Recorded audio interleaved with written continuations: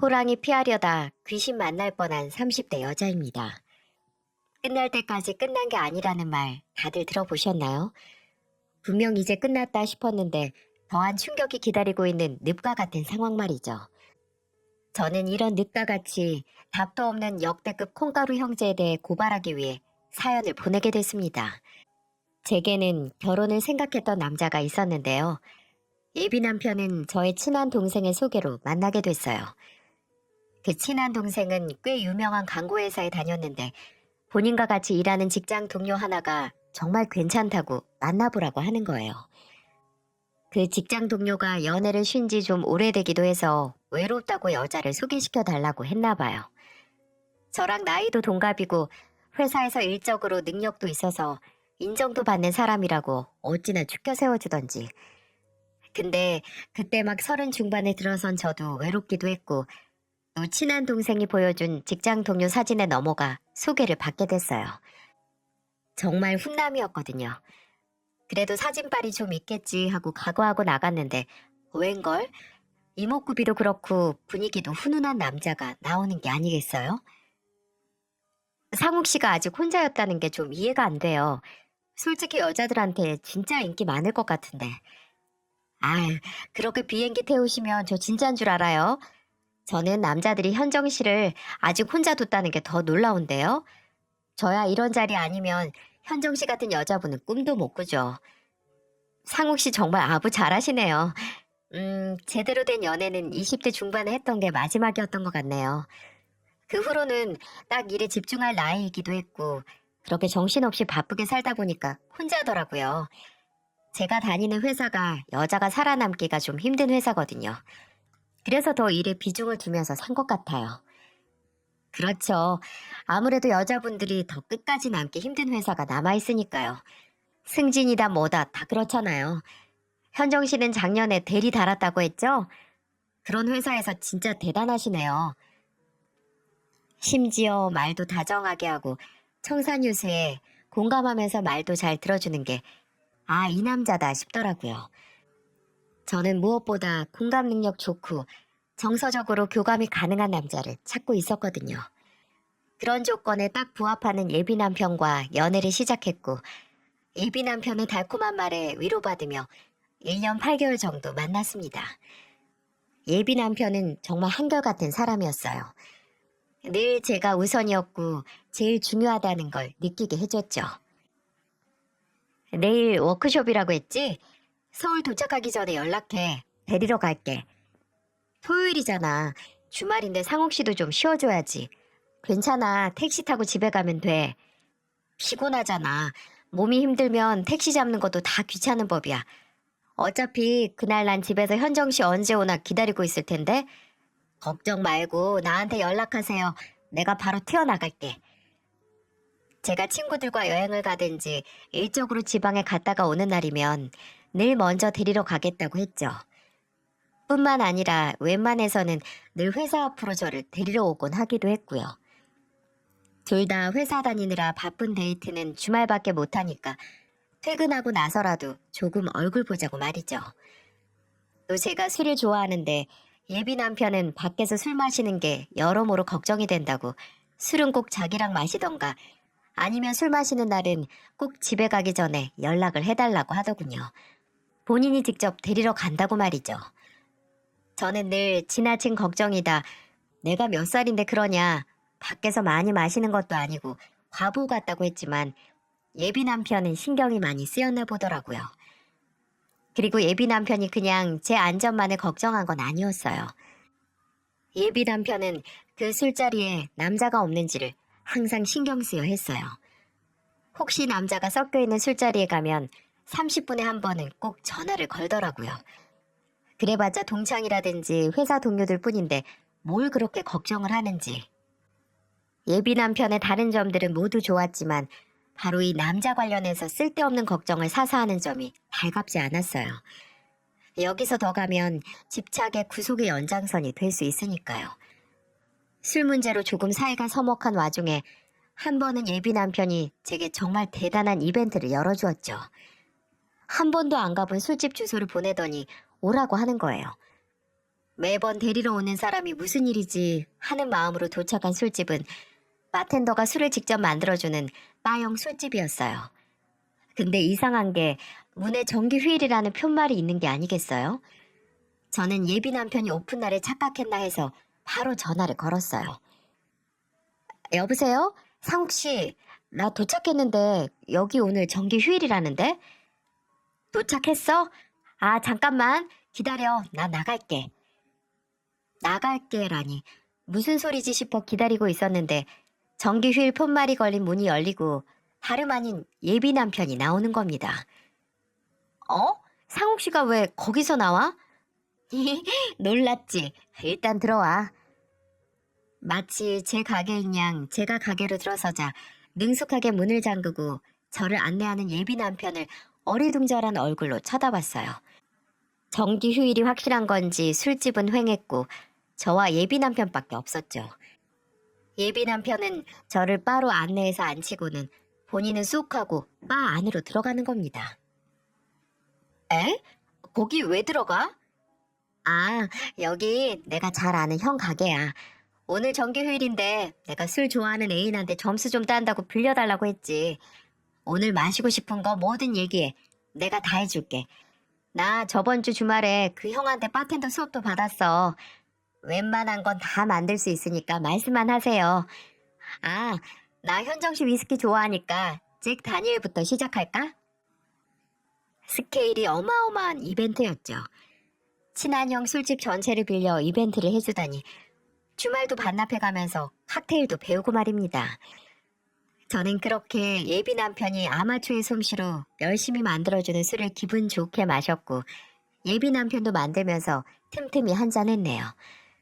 저희는 술잔을 기울이며 그간 서로를 불편하게 했던 속 이야기를 털어놓았고 그때 저는 예비 남편의 진심을 알 수 있었습니다. 내가 현정 씨를 구속하고 싶은 거 아니야. 현정 씨 인생인데 좋아하는 거 마음껏 하면서 살아야지. 현정 씨 자기 앞가림도 잘하고 책임감도 있는 사람이니까 술 마셨다고 실수 안 한다는 거 잘 알아. 근데 현정 씨가 아무리 조심한다고 해도 주변에서 무슨 일이 날 수도 있는 거잖아. 요즘 세상에 현정 씨가 아무리 정신을 차린다고 해도 뭔 일이 나면 제때 조치를 취하지 못할 수도 있고 내가 괜한 걱정이 많아서 그래. 미안. 이렇게 못난 애인이라서. 앞으로 이 일로 현정 씨 불편하게 만들지 않을게. 근데 현정 씨도 한보만 양보해서 그냥 술 먹는 날은 집에 들어갈 때 연락만 해줘. 나는 그걸로 만족할게. 알았지? 본인이 걱정이 많은 걸 알고 또 그 걱정에 제가 불편해한다는 걸 공감해주는 예비 남편의 말에 그동안 예비 남편이 이 일로 얼마나 혼자 끙끙 고민을 했는지 그 진심을 절절하게 느낄 수 있었어요. 저도 그간 조금 무심한 건 아니었나 반성을 하기도 했었고요. 예비 남편의 이벤트 덕분에 저희는 서로 의견을 조율하고 배려하면서 갈등을 해소했습니다. 저희는 늘 예비 남편의 섬세함 덕분에 저희 사이의 크고 작은 일들을 해결해 나갔어요. 제가 이런 예비 남편과 결혼을 결심한 데는 또 다른 이유가 있었습니다. 만난 지 1년이 지나갈 즈음 관계가 점점 진지해지면서 서로 이런저런 이야기를 하게 되잖아요. 과거라던가 신념이라든가 그러다가 문득 예비 남편이 예전에 만난 여자 얘기를 듣게 됐어요. 왜 연인끼리 서로 예전에 몇 명 만났냐는 등 가볍게 묻기도 하잖아요. 나는 현정 씨 전에 진지하게 만났던 사람은 한 명 있었어. 아, 진짜? 얼마나 만났는데? 한 5년? 5년? 진짜 오래 만났네. 난 오래 만나도 3년도 못 채웠는데. 근데 그게 말이 5년이지 깨지고 만나는 걸 반복해서 솔직히 끝도 별로 안 좋았어. 내가 연애를 오래 쉬게 된 원인이기도 했고. 뭔데? 무슨 일 있었는데? 에휴, 지금 말해서 뭐해. 좋은 기억도 아니고. 아, 근데 이건 확실하다. 뭐가? 5년 만났던 그 여자보다 1년 만난 현정 씨한테 더 확신이 가. 내가 결혼할 여자구나 하고 말이야. 뭐야, 이거 전 애인이랑 나랑 비교하는 거야? 아니, 비교가 아니라 내 진심이야. 그 여자랑 만나면서는 한 번도 결혼이라는 목표를 생각해 본 적이 없거든. 그냥 오래 만나서 의무감으로 언젠가 결혼하겠지. 이런 생각은 했었어도 말이야. 아, 이 여자랑 결혼을 해야겠다. 이런 확신이 없었어. 근데 현정 씨한테는 확신이 가. 결혼을 한다면 현정 씨랑 꼭 하고 싶어. 그때는 이 말이 어찌나 달콤하게 들렸는지 저와의 미래에 확신을 갖는다는 말에 저 또한 결혼을 한다면 이 남자와 하고 싶다는 생각을 하게 됐어요. 이 이후로 저와 예비 남편 사이의 결혼 이야기는 구체화됐고요. 솔직히 이때까지만 하더라도 예비 남편과의 결혼에 큰 고민은 없었답니다. 결혼할 남자에 대해 고민은 없었지만 다른 곳에서 문제가 터졌네요. 바로 저희 아버지였어요. 저희 가족은 제가 어렸을 때 어머니가 지병으로 일찍 돌아가시고 아버지께서 홀로 저희 자매를 키우셨거든요. 도배 기능사로 일하시는 아버지께서는 밖에서는 도배를 하면서 몸이 부서져라 일을 하시고 집에서는 저와 동생을 돌보면서 정말 열심히 사셨습니다. 그러니 저희 자매와 아버지 사이의 유대감은 참 특별했어요. 저희 아버지는 저희 하나뿐인 부모님이자 어떨 때는 인생의 선배, 또 뭐든 먼저 이야기할 수 있는 친구 같은 존재였으니까요. 그런 아버지께서 장녀의 결혼 소식의 기쁨보다는 허전함과 서운함을 느끼셨나 봐요.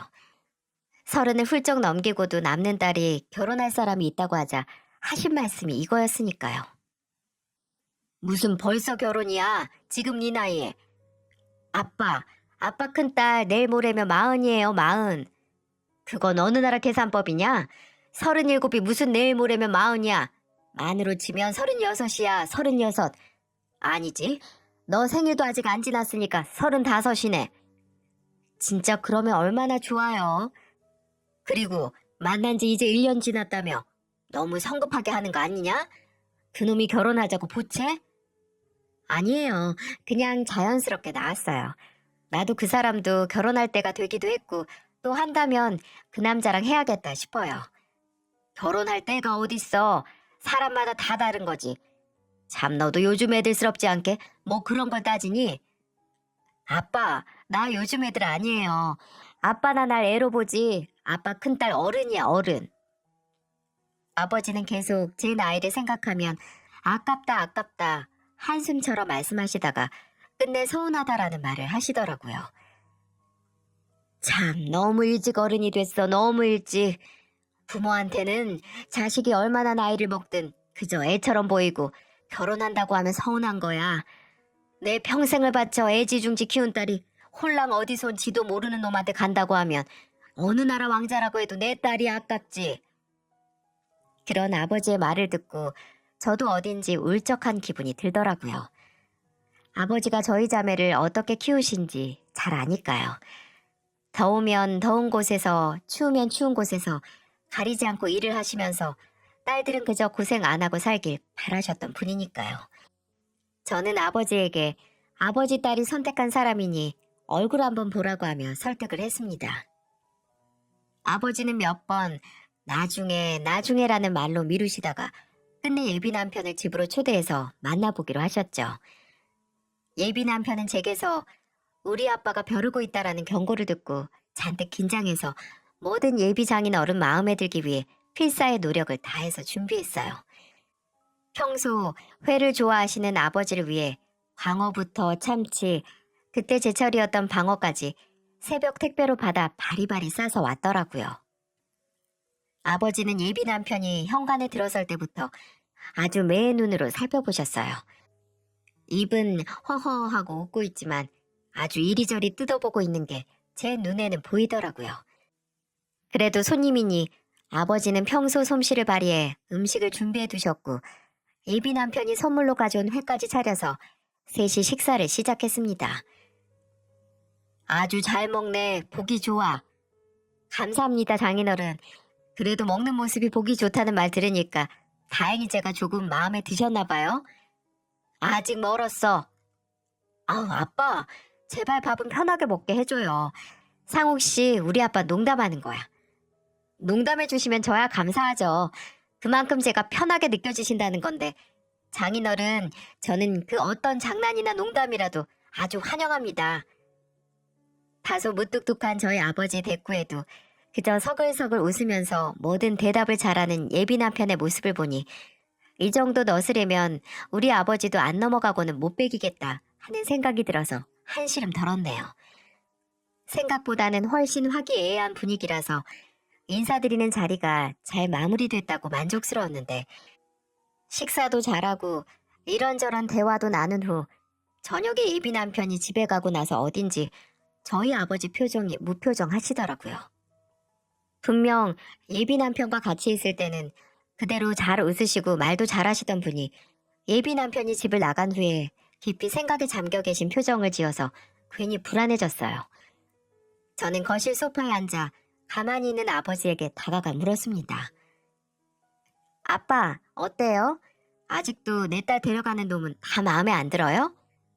잘 웃고 말도 잘하고 예의도 아주 바르네. 그쵸? 괜찮죠? 아빠 큰딸 사람 보는 눈 있다니까. 근데 예비 남편을 칭찬하는 말에 잔뜩 상기됐던 기분이 아버지의 미심쩍은 근데라는 말로 얼어붙어 버렸습니다. 저는 분위기를 반전시키는 말에 숨을 죽이고 아버지가 하실 뒷말을 기다렸어요. 근데 뭐요?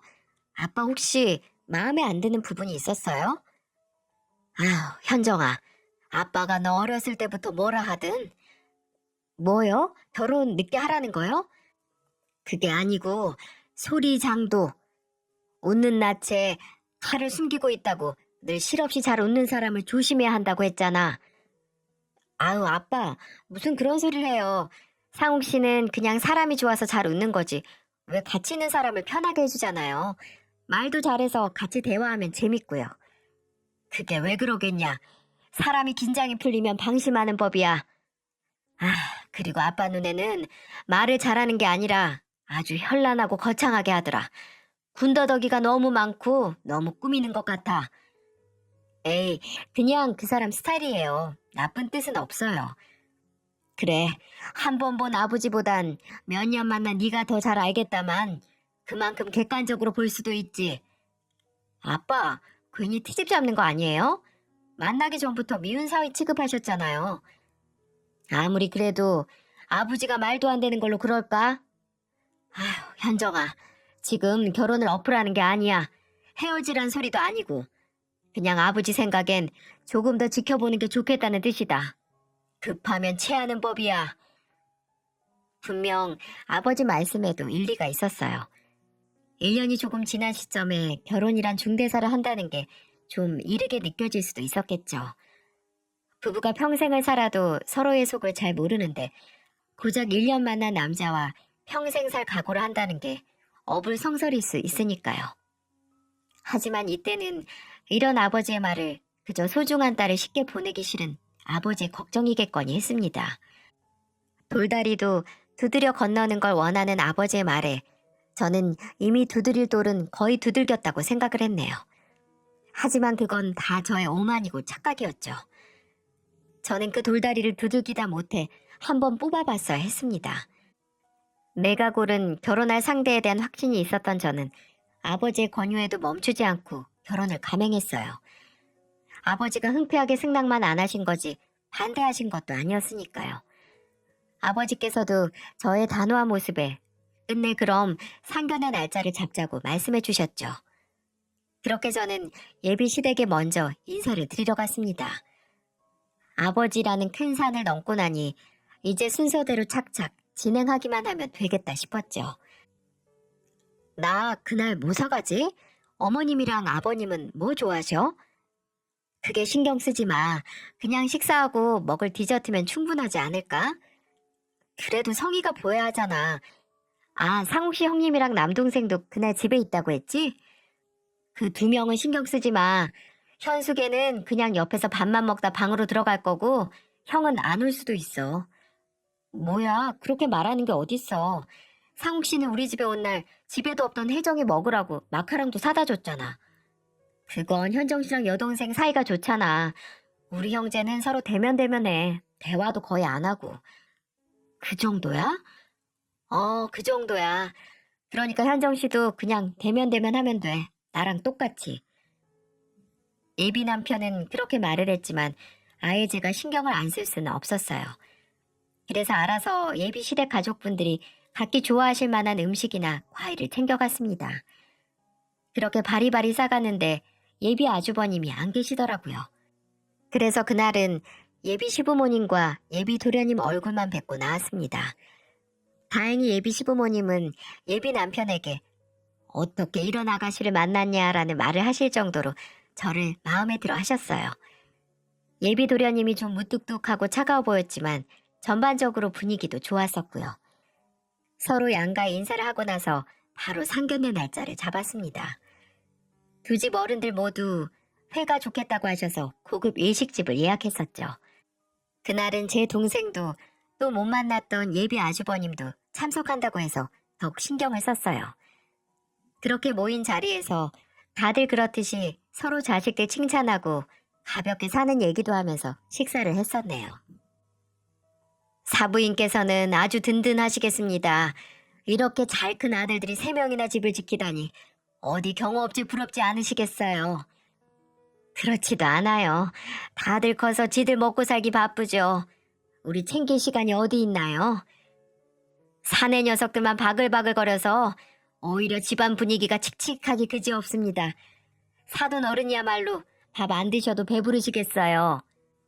맞아요. 저도 늘 딸을 원했는데 셋째 제 가졌을 때는 영락없이 딸이라고 생각했거든요. 근데 낳고 보니까 또 아들이라서 팔자련이 했어요. 딸들 다 이렇게 예쁜 아가씨들로 자랐으니 보기만 해도 배가 부르시겠죠. 아유, 그렇게 칭찬하시니 지금까지 사돈내외 앞에서 이것저것 양껏 주워 먹은 게 민망해지네요. 당연히 대화는 아버지와 예비 시부모님 중심으로 돌아갔습니다. 저와 예비 남편은 간간히 맞장구를 쳤고 제 여동생은 예비 시부모님이 하는 이런저런 질문에 대답을 했죠. 딱 한 명, 참 입을 떼지 않는 사람 한 명 있었어요. 바로 예비 남편의 형제, 예비 아주버님이었네요. 예비 도련님은 예비 시댁에 인사드리러 갔을 때 말수가 적다는 걸 이미 알고 있었지만 예비 아주버님마저 이렇게 입이 무거울 줄은 몰랐네요.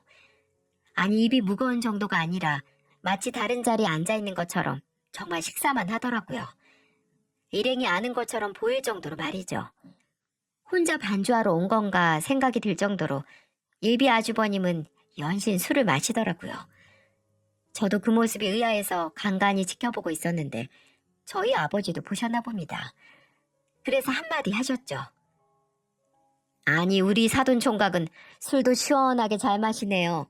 개인 사업을 한다고 들었는데 아주 잘 된다고. 아, 얼마 되지 않은 스마트 개발 업체입니다. 아직 10년도 되지 않았고요. 첫째가 공대를 나와서 그런 쪽으로 관심이 있는 건 알았는데 아예 회사를 차릴 줄은 몰랐어요.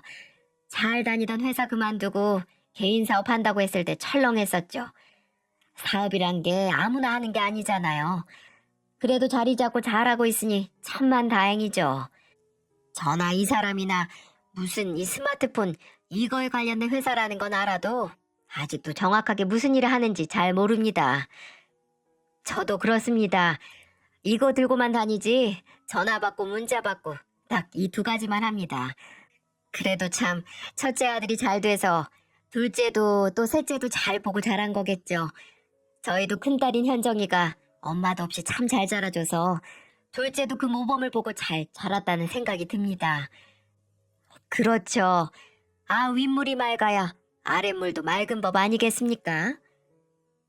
저희 아버지와 예비 시아버지께서 자식들 얘기하며 술잔을 부딪히는데 그 순간 이런 작은 코웃음 소리가 들렸습니다. 정확히는 예비 시아버지께서 말씀하신 윗물이 맑아야 아랫물도 맑은 법이라는 말에 맞춰 나온 비웃음이었죠. 양가 어른들의 웃음소리와 잔이 부딪히는 소리에 묻혀서 잘 들리진 않았지만 저는 들을 수 있었어요. 왜냐하면 저의 맞은편에서 들렸거든요. 바로 예비 남편이 낸 웃음소리였습니다. 그 순간 저는 저 사람이 왜 웃지? 뭐가 웃기다고 딱 저 부분에서 저렇게 노골적으로 코웃음을 쳤을까 하는 의문이 피어올랐어요. 분명 별것 아닌데 맨날 생글생글 사람 좋게 웃는 사람이 자주적인 코웃음이라니 이상하잖아요. 저 말고는 그 웃음을 듣지 못했는지 어느새 대화는 다른 주제로 넘어갔고 저는 맞은편에 있는 예비 남편의 얼굴을 흘낏 쳐다봤습니다. 마치 이전에 본인이 낸 웃음이 없는 일인 양 다시 생글생글 웃으면서 어른들의 대화를 지켜보고 있더라고요. 내가 잘못 들었나 하는 생각을 하며 눈을 돌렸는데 예비 남편의 오른편에 앉아있던 예비 아주버님이 굉장히 차가운 눈빛으로 예비 남편을 빤히 쳐다보고 있는 게 아니겠어요? 그러다 저랑 눈이 마주치자 바로 다시 식탁으로 눈을 옮겨서 술을 들이켰죠. 여러분 이게 무슨 상황으로 보여지시나요? 예비 남편은 본인 형제들이 그냥 가까운 사이가 아니라고 했지만 분명 그냥 대면대면한 사이가 아니라 아예 사이가 안 좋은 형제라고 생각을 했어요. 윗물이 맑아야 아랫물도 맑다라는 말에 노골적으로 비웃음을 날릴 정도면 어느 정도의 골이 있는 건 아닌가 싶었죠. 이건 저만의 착각이 아니었습니다. 상견례 자리를 마치고 집으로 돌아와서 제 동생이 그러더라고요. 언니, 근데 형부랑 형부네 형이랑 되게 사이 안 좋아 보이더라. 둘 사이에 찬바람이 불 정도였어. 그렇지? 너도 그렇게 느꼈지? 근데 사이가 안 좋은 건 아니고 그냥 안 친하대. 성격이 완전 딴판이라서. 그 정도가 아니던데. 아예 눈도 안 마주치더라. 내 생각에는 분명 뭔가가 있어. 언니도 확인해봐. 결혼하고 나중에 중내산에 형제 있는 거 알게 되면 언니만 손해지. 같은 식구 사이에 그렇게 얼굴 붉히는 사이 있다는 건 먼저 알고 가는 게 낫지 않겠어? 그건 그렇죠. 확실히 눈도 안 마주칠 정도로 사이가 아주 나쁜 형제가 있다면 먼저 아는 게 저도 마음이 편하겠다 싶더라고요. 저는 시간이 조금 지나서 예비 남편에게 넌지시 이야기를 꺼냈어요.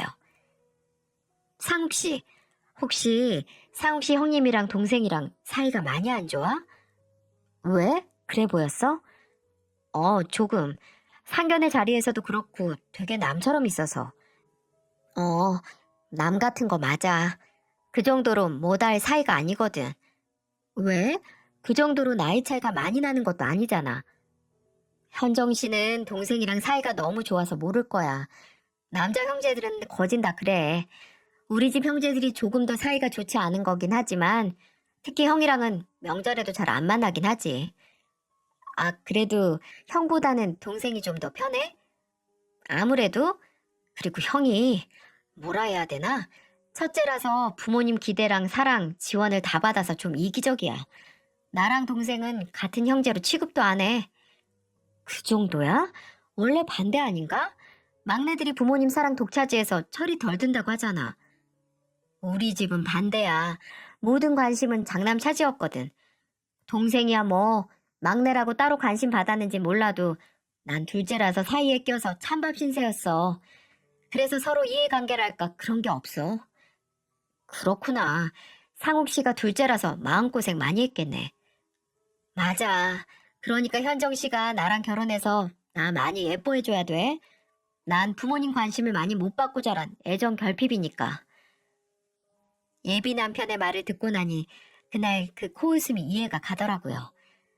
제가 몰랐던 어린 시절에 겪은 일이니까 제가 뭐라 말을 할 입장도 아니었고 예비 남편 나름대로 쌓인 게 있을 테니까요. 예비 남편은 본인 형제들 일이고 또 싸움이나 갈등이 생길 정도로 사이가 나쁘지 않다고 절 안심시켰죠. 저는 이 정도면 돌다리를 두들길 대로 두들겨 봤다고 생각을 했습니다. 못내 마음에 걸렸던 예비 남편의 형제들 얘기를 들었으니 됐다고요. 근데 저는 돌다리를 두들긴 게 아니라 그냥 슬쩍 만진 수준이었어요. 아니, 그냥 돌다리가 있다는 걸 인지한 수준이었죠. 그런 줄도 모르고 제 결혼식 날짜는 점점 다가오고 있었고요. 식장을 예약하고 청첩장이 나와 돌리고 드레스를 고르는 웨딩 촬영까지 끝났어요. 그렇게 제 결혼식이 딱 일주일 남았을 때 예비 남편은 예비 시부모님의 호출로 퇴근하자마자 본가에 간다고 해서 저를 회사로 못 데리러 온다고 연락이 왔습니다. 저는 연락을 받고 오랜만에 혼자 퇴근하겠구나 생각을 하면서 회사에서 나오는 중이었죠. 그런데 회사 앞에 익숙한 사람이 있는 게 아니겠어요? 분명 한 번 마주쳤는데 기억에 남는 사건으로 뇌리에 박힌 사람, 바로 예비 아주버님이었습니다. 제가 먼 발치에서 놀라 굳어 있는데 제 시선을 눈치챘는지 예비 아주버님도 저를 보곤 바로 다가오더라고요. 현정 씨, 안녕하세요. 아, 네, 안녕하세요. 근데 여기 무슨 일, 혹시 업무차 지나가던 길인가요? 아니요. 현정 씨한테 따로 할 말이 있어서 급작스런 방문이지만 이렇게 찾아왔어요. 혹시 시간 되면 제 얘기 좀 들어줄래요? 정말 긴히 할 말이 있어서요. 저는 진지하고 단호해 보이는 예비 아주버님의 말에 홀린 듯이 고개를 끄덕였어요. 대화를 할 카페로 향하는 동안 예비 남편에게 지금 이 상황에 대해 문자라도 남기고 싶었는데 바로 옆에 있는 예비 아주버님 눈치가 보여 보내지도 못했었네요. 비교적 한적한 카페에 들어서 자리에 앉자마자 바로 물었습니다. 근데 이렇게 직접 올 정도로 중요한 얘기가 뭐예요? 상욱 씨는 아나요? 아니요, 상욱이는 몰라요. 애초에 그걸 생각하고 오기도 했고요. 상욱이 오늘 부모님 호출받고 갔죠? 본가에. 아, 네, 맞아요. 근데 왜 그걸... 혹시라도 회사로 마중 나온 상욱이랑 마주쳐도 곤란하고 현정 씨가 상욱이한테 제가 방문한다는 걸 알려도 곤란하니까요. 이게 대체 무슨 일이죠? 그때 제 머릿속에 별의별 상상으로 어지러울 정도였어요. 혹시 이 결혼을 반대하는 건가? 내 동생에겐 너 같은 여자는 어울리지 않다고? 제가 머릿속으로 5만 가지 막장 드라마를 찍고 있자 예비 아주버님은 조용히 서류 가방에서 노란 종이봉투를 꺼내 제게 내밀더군요. 이게 뭐죠? 안에 한번 봐요. 그리고 현정 씨가 직접 판단해요. 알아서 하라는 듯한 말에 저는 잠깐 망설였어요. 솔직히 그때는 그 종이봉투를 열어봐서는 안 된다는 직감이 왔었거든요. 호기심이 개구리를 죽이기도 하는 법이니까요. 하지만 저는 판도라의 상자를 향한 본능적인 끌림을 이겨내지 못했습니다. 살짝 흔들리는 손으로 종이봉투를 열었고 그 내용물을 확인하고 나서 내가 상상한 막장 드라마는 막장도 아니구나. 바로 이게 막장이구나 하는 깨달음을 얻었죠. 예비 아주버님이 건넨 종이봉투에는 한 뭉치 정도 되는 사진이 들어있었고 그 사진 속 주인공은 일주일 뒤에 저와 결혼하는 남자, 바로 예비 남편이었습니다. 중요한 건 사진 속 인물이 예비 남편만이 아니라는 거였죠. 저는 차갑게 식는 피를 느끼며 조용히 물었습니다. 이게 지금 뭐죠? 저한테 뭘 보여주신 거예요? 보이는 그대로예요. 상욱이가 6개월 전부터 만나고 있는 여자예요. 아니, 다시 만나는 여자라고 해야겠죠. 다시라고요? 상욱이가 현정 씨 만나기 전에 5년 만났던 여자가 있다고 하지 않았어요? 있어요. 있었죠. 5년 만난 여자가 있었다고. 근데 지금 이 사진 속에 있는 여자가 그 전 애인이라니 믿을 수가 없었어요. 예비 남편이 바람을 피우고 있다는 폭로를 들은 것도 믿을 수 없었지만 사진 속의 여자는 예비 남편보다 최소 10살은 더 많아 보였거든요. 속이 부글부글 끓는 와중에 이상하리 많지 날카롭게 이성이 깨어났어요. 지금 제 눈앞에 예비 남편의 비밀을 폭로하는 사람은 예비 남편과 적대적인 사이인 사람이라는 것을요. 당장 이 여자가 누구냐고 언제 찍은 거냐고 묻는 것보다는 그 의문을 해소하고 싶었습니다. 근데 이게 저랑 만나는 도중 찍은 거라는 걸 어떻게 믿죠? 예전 사진일 수도, 아니, 다시 만나는 게 아니라 우연히 마주치거나 아무 감정 없이 만난 사진일 수도 있잖아요. 사진 제대로 안 봤죠? 자세히만 봐도 얼마 안 된 사진인 건 알 수 있어요. 또다시 만나지도 않는 인간들이 차 안에서 입을 맞추거나 관광지 호텔 앞에서 사진이 찍히진 않죠. 담담한 예비 아주버님의 말에 저는 손 안에 있는 사진을 다시 봤습니다. 분명 둘은 차 안에 앉아 서로 손깍지를 끼고 서로의 손등에 입을 맞춘다든가 팔짱을 끼고 건물로 들어가는 등 누가 봐도 연인인 분위기를 확실히 풍기고 있었어요. 그리고 제가 놓친 게 하나 있었습니다. 바로 사진 속 예비 남편이 입은 코트. 어쩐지 낯익은 코트를 살피니까 이건 제가 만난 지 300일이 되는 기념일에 사준 캐시미어 코트였어요. 내가 거금을 들여 사준 코트를 걸치고 5년 전 애인과 함께 껴안고 있는 겁니다. 본인이 입을 코트 안에 그 여자를 품고 있으면서요. 제가 할 말을 잃고 사진을 탁자로 내려놓으니까 기다리고 있던 예비 아주버님이 입을 열었어요. 현정 씨에게는 미안하지만 벌써 충격받기엔 일러요. 지금 그 사진 속의 여자 딱 봐도 상욱이보다 나이가 많아 보이죠? 그도 그럴 것이 상욱이가 대학 막 졸업하고 일하면서 만난 연상 여자거든요. 일하면서 사람 만나 연애하는 건 보편적인 일 아닌가요?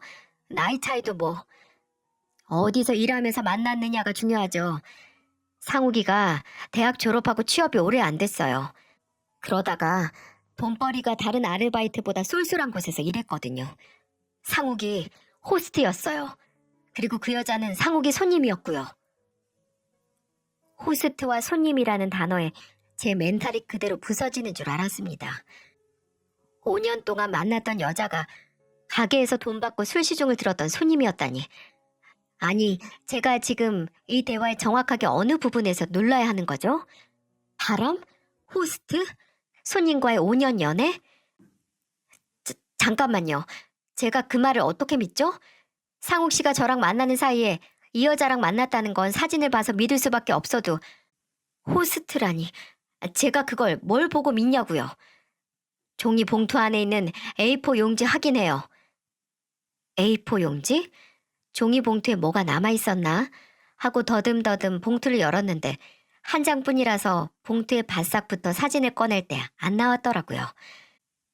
저는 애써 손을 떨지 않기 위해 천천히 종이를 꺼냈고 당장 이 종이를 한번 본 눈을 어디서 구해서 바꿔 끼고 싶을 정도로 큰 충격을 받고 말았습니다.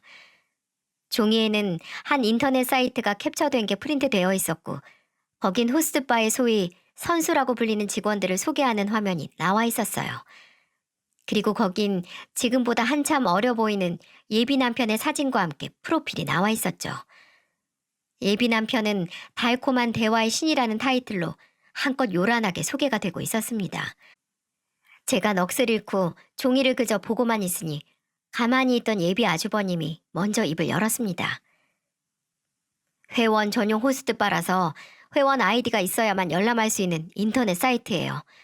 오래돼서 지금은 사이트 자체가 없지만 상욱이가 일했던 그 당시 화면을 남겨놓은 겁니다. 여기서 일하면서 돈은 꽤 벌었을 거예요. 그 돈으로 학자금 대출도 다 갚기도 했고 또 같이 일했던 형은 이때 모은 돈으로 종로에 번듯한 술집을 내기도 했다고 하니까 믿든 말든 현정 씨 몫이지만 나는 남의 집 귀한 딸인 현정 씨가 아무리 제 동생이라지만 이런 과거를 갖고 바람까지 피는 사기꾼하고 엮여서 후회하지 않길 바래요. 분명 제 눈앞의 증거들은 믿고 말고 할 게 아닌 그냥 진실 그 자체였습니다. 예비 남편이 다른 여자와 바람을 피웠다는 거, 또 호스트바에서 일했던 거, 이 커다란 두 가지 줄기가 말입니다. 결혼이 일주일 남은 이 시점에서 당장 이걸 어떻게 해야 하나, 확실히 선택은 결혼을 한다 안 한다 이 두 가지일 뿐인데 눈앞에 수천 가지의 선택지가 있는 것처럼 머리가 아파오더라고요. 근데 또 다른 의문은 왜 이 눈앞의 남자가 생판 남인 제게 동생의 더러운 진실을 말하냐 이거였죠. 분명 예비 아주버님은 예비 남편에게 안 좋은 감정을 갖고 있었고 예비 남편에게 들은 바로는 이기적이고 거만한 사람이었으니까요. 근데 왜 그저 사이가 별로 좋지 않다는 이유로 동생의 결혼을 망치려고 하느냐 이게 가장 큰 의문이었고 이 점 때문에 제 눈앞의 진실을 그대로 받아들이지 못했습니다. 저는 앞에 있는 찬물을 크게 한 모금 들이키고는 바짝 마르는 입을 열었습니다. 무슨 말인지는 알겠는데 전 지금 저한테 준 이 증거들을 그저 인간적인 호의로 받아들이지 못하겠어요. 제가 상욱 씨한테 듣기로는 형제 사이가 좋지 않다고 듣기도 했고 그런 점 때문에 사이가 안 좋은 동생을 힘들게 만들기 위해 저를 이용한다는 느낌도 솔직히 지울 수가 없네요. 그리고 솔직히 아무리 사이가 안 좋은 동생이라도 저 같은 생판남이 그런 동생을 만나서 팔자가 어떻게 되든 크게 상관없지 않나요? 애써 침착하게 한자 한자 내뱉는 제 말에 예비 아주버님은 한동안 말이 없었어요. 아니, 굉장히 신중하게 말을 고르는 것 같기도 했었고요. 그렇게 몇 초, 아니 몇 분이 지났을까 예비 아주버님은 제 의문에 대한 대답을 하더군요. 현정 씨가 어떤 의심을 하는지 충분히 이해해요. 상욱이가 우리 형제에 대해 어떻게 말을 전했는지도 대충 짐작이 가고요. 근데 상욱이가 말한 게 다 사실이 아닐 수 있어요. 분명 우리 부모님이 장남인 제게 관심을 더 기울인 건 맞아요. 근데 그것도 다 그만큼의 기대와 부담감을 동시에 받기도 했어요. 장남이라서 기대가 높았고 해내야 하는 것도 많았고요. 상욱이는 중학교 때부터 이미 사고란 사고는 다 치고 다녀서 부모님 눈밖에 났었어요.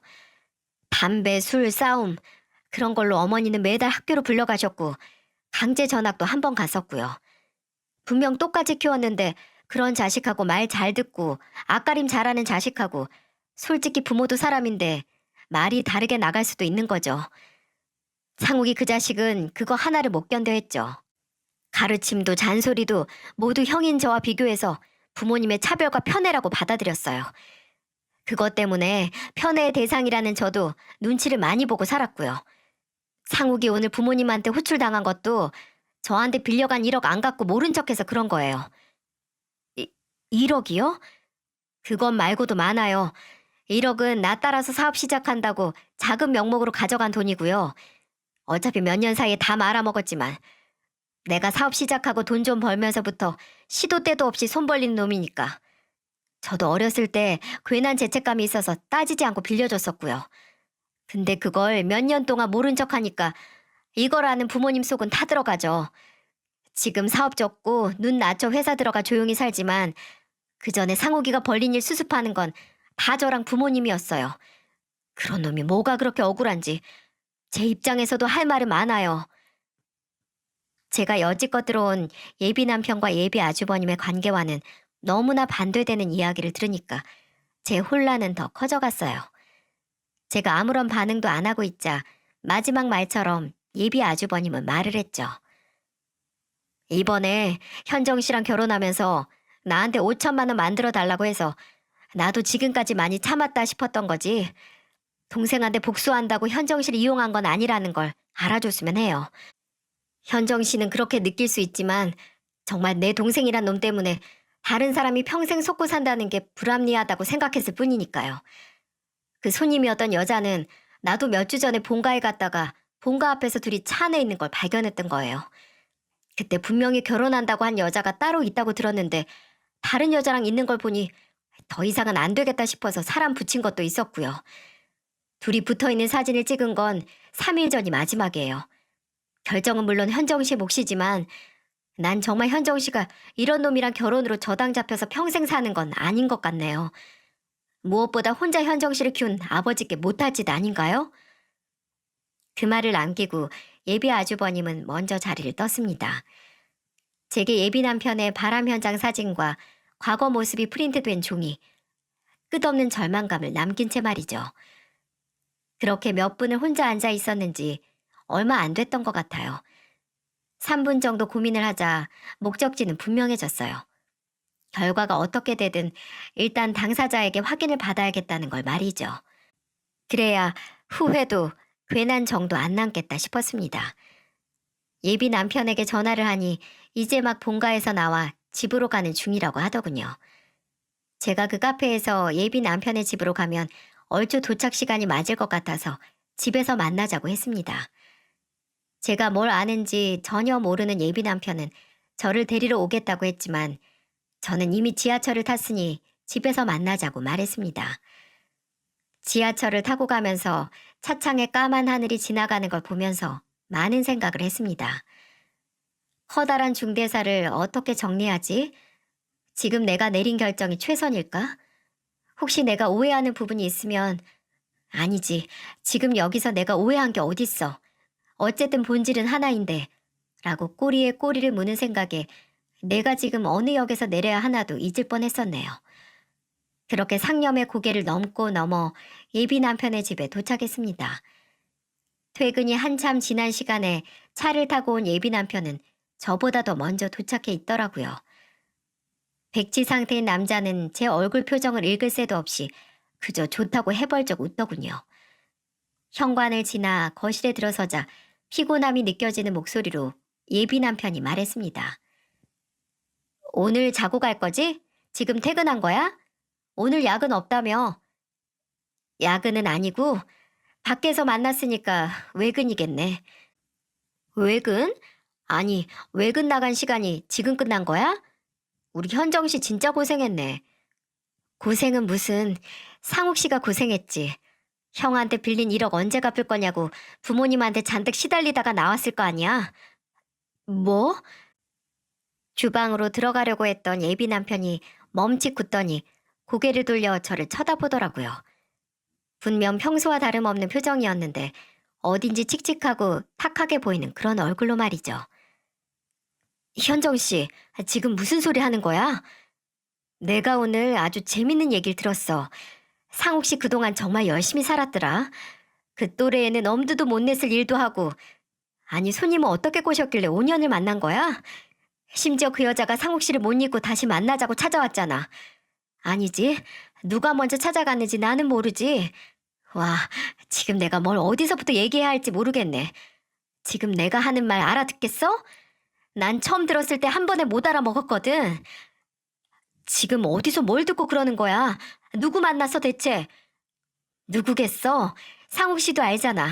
누가 상욱 씨의 과거를 모조리 알고 그걸 이용해서 결혼을 망하게 하려고 하겠어? 누가 그럴 정도로 앙심을 품고 있는지 당사자가 더 잘 알 거 아니야. 지금 상욱 씨 머릿속에 딱 떠오르는 인물 누구야? 당장 해명을 하고 부정을 해도 모자를 파네. 제 물음에 반사적으로 눈알을 또르르 돌려서 그 인물을 찾고 있는 남자. 정말 한심하기 짝이 없었습니다. 그러다가 뭔가 알겠다는 듯한 표정으로 작게 말하는 겁니다. 형 만났어? 그게 지금 상욱 씨가 나한테 할 말이야? 나 만나면서 5년 전에 만나다가 헤어진 여자 만나. 당장 저번 주까지 모텔에서 만난 것도. 그 여잔 상욱 씨가 호스트바에서 일하다가 만난 손님이라는데 여기서 지금 나한테 그 진실을 알린 사람이 중요해? 아니, 현정 씨, 잠깐만. 그게 아니라 한 가지 말하겠는데 나 당신 형한테 상욱 씨가 그 여자 만나는 사진이랑 호스트바에서 일할 때 그 사이트에 올라온 화면까지 다 확인했어. 현정 씨, 지금 그걸 믿어? 어려서부터 지 잘난 맛에 살고 동생은 인간 취급도 안 한 인간이 하는 말을 믿냐고. 지금 어떻게 할까 생각 중이야. 나는 당신 입에서 나오는 말로 결말 보고 싶고 솔직하게 말해. 정말 이제 거짓말 한 토를 안 보태고 다 말해. 당신이 당신 형한테 1억 넘는 돈 빌린 것도 이번 결혼을 빌미로 5천만 원도 받으려고 한 거 알아. 그러니까 그냥 다 말해. 여기서 진실을 숨기려고 다른 거짓말하면 나 정말 더 화날 것 같아. 솔직하게 말해. 숨을 고르면서 또박또박 말하는 저를 보고 예비 남편은 연신 깊은 한숨을 내쉬면서 머리를 쓸어 올렸습니다. 마치 당장 몸에서 열이 나서 어쩔 줄 모르겠다는 사람처럼 목에 건 넥타이도 풀며 할 말을 고르더군요. 허리를 숙이다가 거실 소파에 걸터 앉더니 두 손으로 얼굴을 감싸 안고 한동안 있었습니다. 그러다 얼굴을 몇 차례 세수하는 것처럼 닦았고 시선을 바닥에 고정시킨 채 그 무겁디 무거운 입을 열었어요. 호스트바에서 일했던 거랑 거기서 만난 손님하고 5년 만났던 거 그리고 당신 만나면서 그 여자 만났던 것도 다 진짜야. 그래, 잘 있어. 결혼식장은 내가 다 취소할게. 잠깐 기다려봐, 현정 씨. 어? 잠깐만, 내 말 좀 더 들어줘. 제가 바로 뒤돌아 집을 나가려고 하자 예비 남편은 무릎을 굴려 다가와 제 앞에 무릎을 꿇고 앉아서는 제 다리를 붙잡았어요. 저는 붙잡힌 다리를 한번 보고 조용히 예비 남편을 쳐다봤습니다. 어디 한번 해봐라 하는 표정으로요. 그걸 알았는지 예비 남편은 제 다리에서 손을 거두고 침을 삼키고 말을 하더군요. 호스트바는 나도 정말 너무 어려서 뭘 몰라서 이랬던 거야. 근데 더러운 짓은 안 했어. 그냥 거기서 여자 만나서 잠깐 만난 거지. 잠깐이 5년이니? 참 길기도 하구나. 맞아, 5년. 5년 만났지. 근데 정말 난 아무것도 아니었어. 그때 말했잖아. 오래 만나도 결혼 생각도 없었고 만나고 헤어지고 해서 실제로 연애한 건 5년도 안 된다고. 정말이야. 아무 의미 없는 여자였다고. 근데 그 의미가 나 만나면서 생겼나 봐? 나랑 결혼 앞두고 갑자기 애틋하게 만난 거 보면 진짜 믿을지 모르겠는데 나 정말 사람 살리려고 만난 거야. 그 여자가 몇 달 전부터 다시 안 만나주면 후회할 거라고 내 눈앞에서 가족 앞에서 극단적인 선택하겠다고 하는데 내가 어떻게 그냥 놔둬. 정말 사람 하나 살린다고 내가 현정 씨 뒤에서 그런 짓 하고 나도 알아. 내가 바보지. 그냥 놔뒀어야 했는데 그냥 완전 미친 여자라니까? 근데 잠깐 만나 잘 달래서 끝내려고 했어. 정말이야. 결혼 전까지는 어떻게 해서든 정리하려고 했다고. 야, 그 말도 안 되는 소리 하지 마. 내가 진짜 네가 계속 나 바보로 알고 헛소리하니까 말이 험하게 나가잖아. 지금 네가 말한 게 다 사실이라면 너는 그 여자한테 연락이 왔을 때 나한테 알렸어야 해. 어떻게 되든 결혼할 나한테 모든 사실대로 말했어야 한다고. 그 여자랑 손잡고 모텔에 가는 게 아니라. 맞아, 맞아. 내가 등신이지. 내가 그랬으면 안 됐어. 근데 나 정말 나쁜 의도는 아니었어. 정말이야. 나 믿어줘. 그리고 형이 말한 거? 다 100% 믿을 만한 거 아니야. 봐봐. 지금도 내가 행복한 꼴을 못 봐서 현정실 이렇게 이용하는 거잖아. 그 이기적인 인간은 남이 본인보다 조금이라도 행복한 꼴을 못 봐. 야, 이기적인 인간이 너한테 1억 주고 손 놓고 있니? 손을 놓긴 몰라. 이번에 아버지한테 내가 돈 안 갚는 것도 일러 바친 게 형인데. 그리고 나도 할 말 많아. 형 지금 하는 사업 자금 다 누가 줬는데? 다 우리 부모님 돈이야. 나한테도 올 수 있었던 돈 죄다치 사업에 끌어다가 써놓고 그렇게 번 돈 내가 좀 쓰면 안 돼? 나도 우리 부모님 돈 쓸 권리 있고 자격 있어. 그 돈 가져다가 불린 거니까 그 지분이 나한테도 있는 거라고. 마치 한 인간의 밑바닥을 보는 기분이었어요. 그 말도 안 되는 억지를 악다구니를 쓰며 내뱉어내는 예비 남편을 보며 지금까지 내가 만났던 그 남자는 대체 어디 갔을까는 씁쓸한 감정이 복받쳐 올라왔어요. 제가 아무 말도 안 하고 있자 예비 남편은 본인도 조금 숨을 고르고 침착하게 말하더군요. 지금 우리 헤어지면 형 그 인간 뜻대로 되는 거야.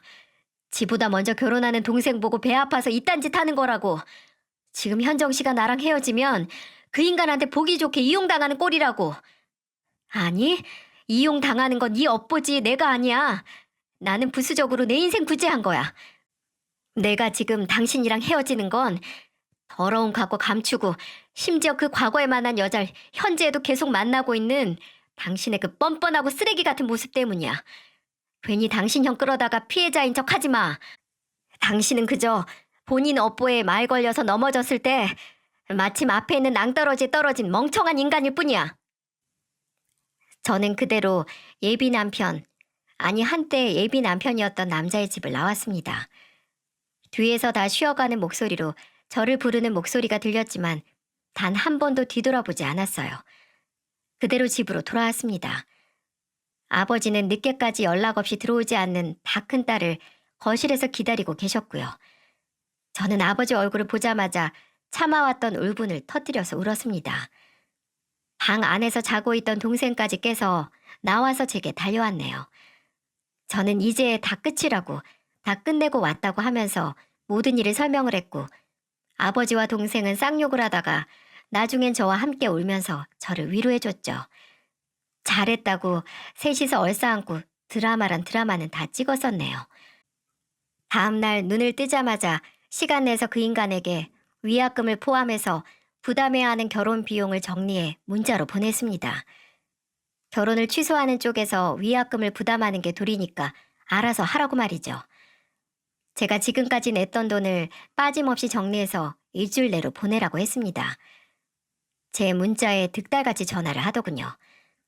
어떻게 해서든 말을 더 섞어서 설득을 하려는 것 같아 받지 않았습니다. 그러니 다시 대화를 하자고, 대화로 해결하자고, 결혼은 그렇다 치더라도 새로 시작하는 마음으로 다시 만나자고 문자를 보내오더군요. 저는 그냥 문자 한 통 보내고 끝냈습니다. 너 호스트 선수 출신인 거 동네방네 소문내고 싶으면 계속 어디 매달려 봐라. 난 깨끗하게 끝내고 싶어. 너만 협조한다면. 일주일이야. 그 기간 지나면 나도 내 방식대로 할 거야. 이렇게 말입니다. 그 후로 핸드폰은 잠잠하더군요.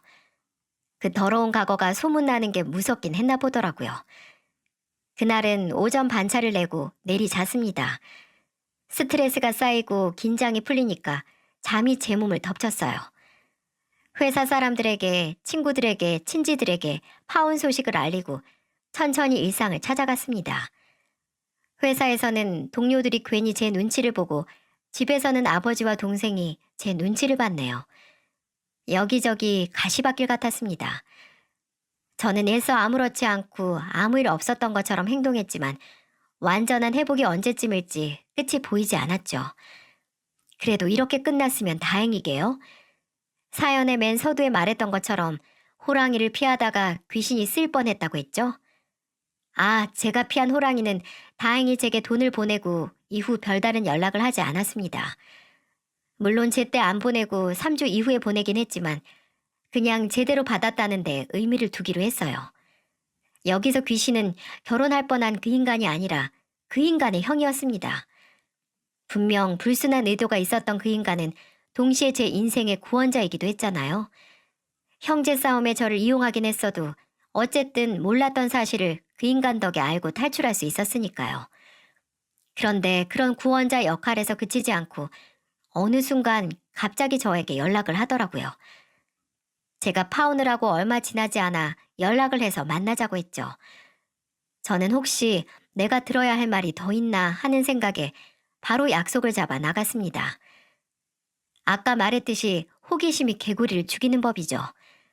그렇게 더 남은 게 뭐가 있나 하는 불안감으로 나간 자리에서 예비 아주버님이었던 사람은 제게 대뜸 잘 지내냐, 동생과 파혼하고 나서 걱정을 했다는 여러모로 부적절한 말을 하더라고요.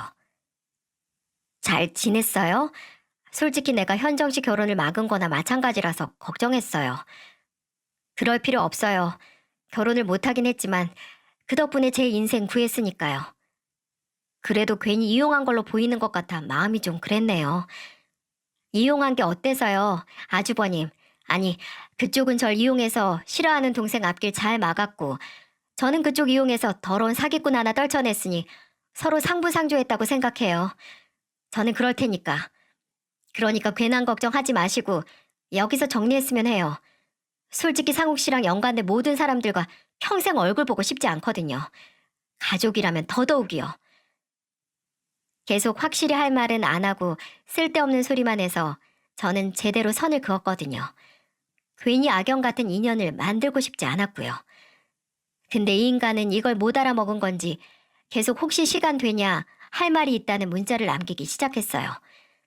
그 문자도 또 걸려오는 전화도 제가 받지 않자 그제야 숨겨놓은 본심을 말하더군요. 저를 만나고 싶답니다. 처음 상견례 자리에서 만났을 때부터 마음에 들었고 그런 저를 위해 동생을 저버리는 짓을 했다고요. 그러니 한번 만나달라고 말이죠. 이게 믿어지시나요? 더러운 사기꾼 호랑이 피했나 했는데 이제는 구질구질한 총각 귀신 하나가 제 앞을 막으려고 하네요. 진심으로 소름 끼치게 끔찍했습니다. 저는 동생을 저버린 건 그쪽 선택이고 내가 그쪽 동생이나 그쪽 같은 집안과 엮이는 일은 앞으로 평생 없을 겁니다. 앞으로 더 이상 연락을 해온다면 나는 내 식대로 대응할 겁니다. 한 회사의 대표로 이를 게 많은 사람이니 이쯤 하길 바랍니다. 이렇게 따끔하게 문자를 보내고 그 번호를 차단해버렸네요. 아무리 서로 물고 뜯는 사이라고 해도 피는 못 속이네요. 겁 많고 구질구질한 본질은 형제 둘이서 똑 닮았어요. 와, 정말 제대로 액땜한 기분이랍니다. 마치 앞으로 10년간 제게 올 불행이란 불행을 모아서 한 번에 치른 기분이에요. 물론 그 불행이 저를 아슬아슬하게 비껴간 것도 어떻게 보면 행운이라고 볼 수 있지만은요. 정말 만약에 이 사연을 그 형제 2명이 듣는다면 말해주고 싶네요. 서로 끔찍하게 싫어하는 주제에 서로의 안 좋은 점은 닮았다고 말이죠. 남 생각 안 하고 뻔뻔한 내면의 본질이 아주 똑같았습니다. 살면서 그런 사람들 만나잖아요. 본인 집구석 인간들은 죄다 답이 없고 이상한데 본인 하나만 정상이라고, 진흙 속의 진주라고 하는 사람 말이죠. 근데 본인이 진주인지 아니면 그저 그 진흙에 굴러다니는 커다란 돌멩이 중 하나인지 분간을 못하는 사람도 있더라고요. 진짜 진지하게 만나는 상대방이 본인이 집안에서 유일하게 정상적인 사람이라고 하는 사람은 유심히 살펴보시길 바랍니다.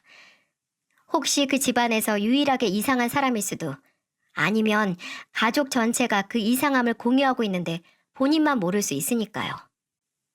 저는 그렇게 무탈했던 일상으로 무사히 돌아가는 중이랍니다.